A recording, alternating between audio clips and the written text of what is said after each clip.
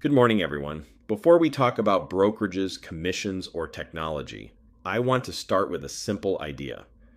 Imagine you're playing a video game and you keep losing. One option is to change your character's outfit. Another option is to change your strategy. Most people change the outfit. Very few change the strategy. This presentation is about the difference between those two choices.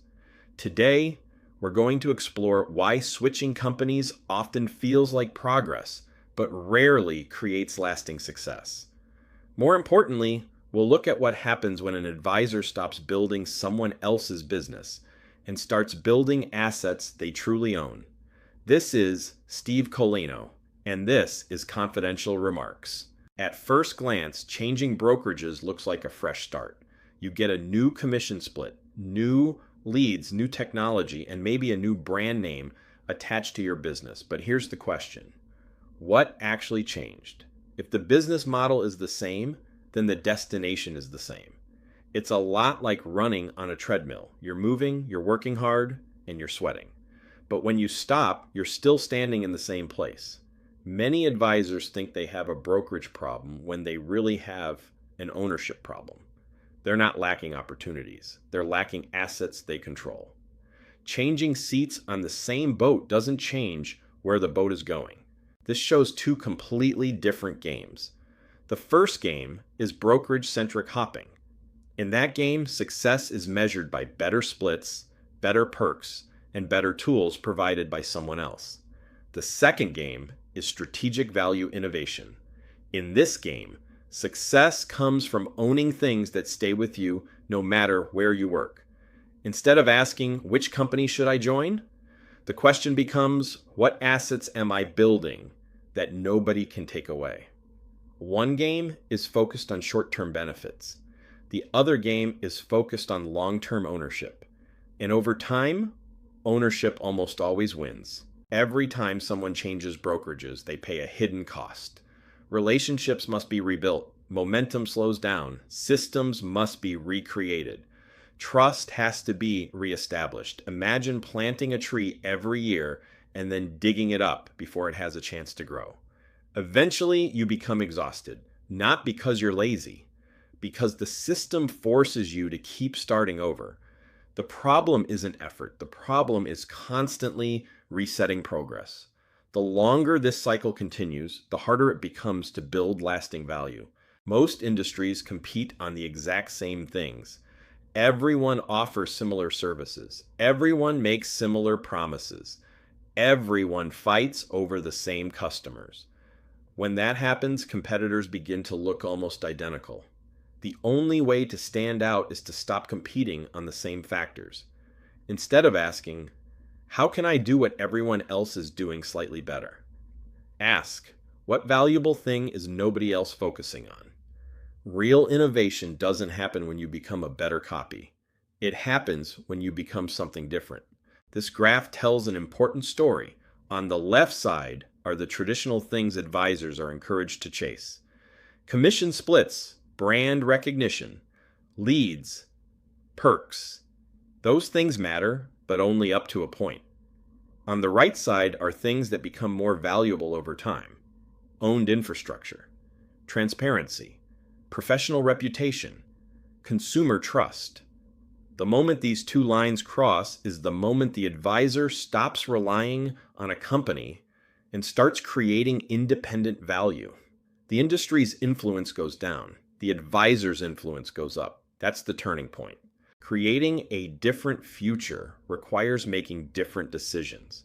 Some things should be eliminated. For example, dependence on systems controlled by someone else.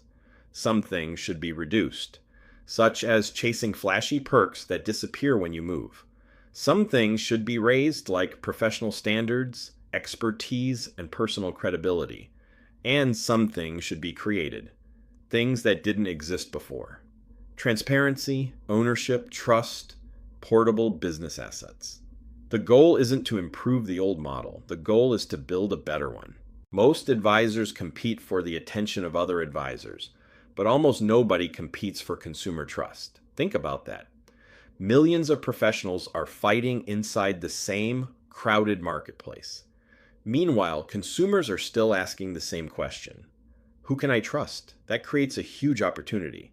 If everyone else is competing for agents and you focus on earning trust from consumers, you're no longer fighting the same battle.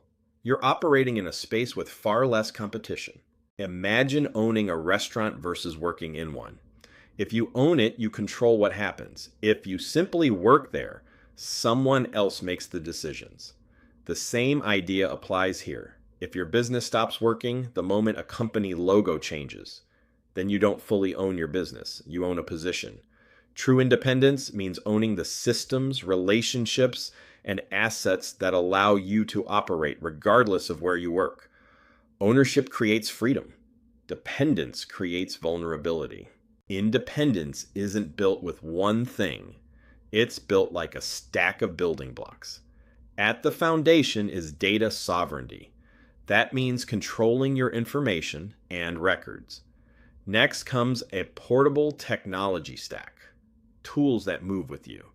Then personal brand equity, a reputation connected to you, not a company logo. And finally, certified transparency, proof that demonstrates your value before a client ever speaks with you.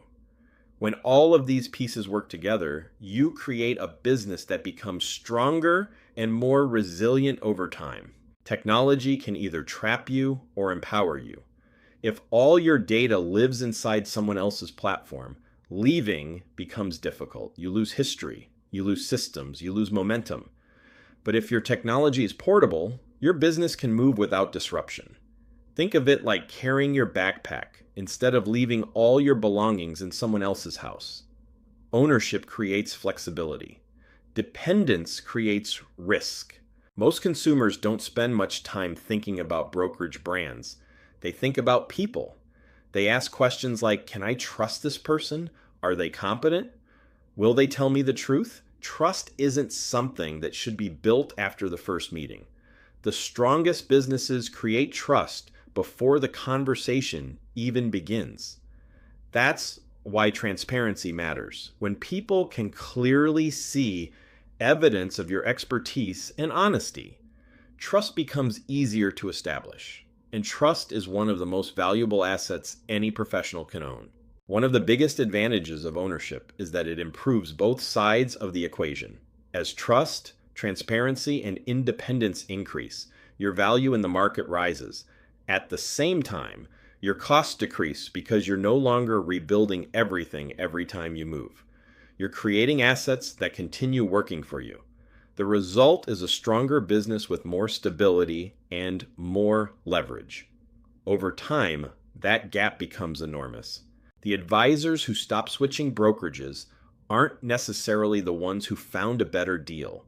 They're the ones who realized they were playing the wrong game. They stopped chasing logos. They stopped chasing perks. They stopped chasing temporary advantages. Instead, they focused on building ownership, trust, and independence. The biggest breakthrough wasn't finding a better place to compete. It was finding a way to stop competing on the same terms as everyone else. Optional emphasis notes. Slow down for the final sentence. As we close, remember the main idea from today's presentation. Movement is not the same as progress. Changing companies can create activity, but ownership creates freedom. The future belongs to professionals who control their data, build their own reputation, earn trust through transparency, and create assets that stay with them no matter where they go. The goal isn't to find a better seat on the boat. The goal is to build a vessel you can navigate yourself. That's what it means to become an open access advisor, and that's what creates true professional sovereignty. This has been Confidential Remarks.